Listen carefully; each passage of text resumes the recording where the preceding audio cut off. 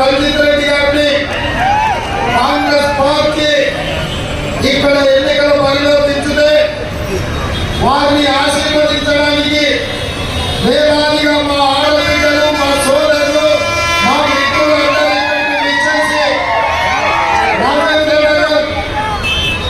ఎన్నికల ప్రచారంలో వేదిక మీద పెద్దలు మీరందరూ ఇచ్చేసినాక, మిమ్మల్ని చూసినాక నాకు 100% నమ్మకం, విశ్వాసం కలిగింది. కాంగ్రెస్ పార్టీ 3 రంగుల జెండాను ఎగరేసి గడ్డం రంజిత్ రెడ్డిని పార్లమెంట్ ముందు పంపిస్తారనే నమ్మకం నాకు కలిగింది. మిత్రులారా, ఈ వేదిక మీద నుంచి తెలంగాణ సమాజానికి 3 అంశాలను ప్రధానంగా ప్రస్తావించదలుచుకున్నా. మా మీడియా మిత్రులు కూడా సావధానంగా వినాలి, సార్థం రాయాలి పేపర్లలో. 10 ఏళ్ళు నరేంద్ర మోడీ గారు ప్రధానమంత్రి ఉన్నారు, 10 ఏళ్ళు కల్వకుంట్ల చంద్రశేఖరరావు గారు ఈ రాష్ట్రానికి ముఖ్యమంత్రి ఉన్నారు. వారిద్దరూ 10 ఏళ్ళ ప్రజలకు ఇచ్చిన హామీలు మీకు తెలుసు.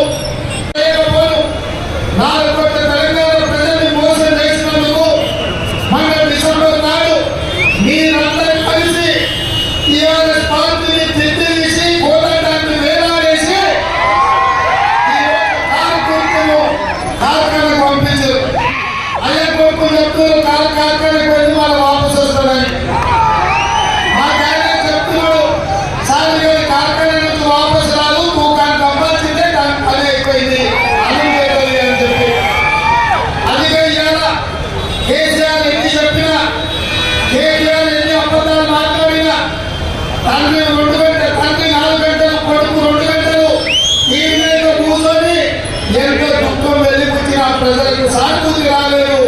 ఇవాళ ఆ సానుభూతి రాలేదు అని చెప్పి చంద్రశేఖరరావు గారు బస్ వేసుకొని బయలుదేరి పని అయిపోయిందని ఇవాళ బస్ వేసుకొని బయలుదేరి నిన్న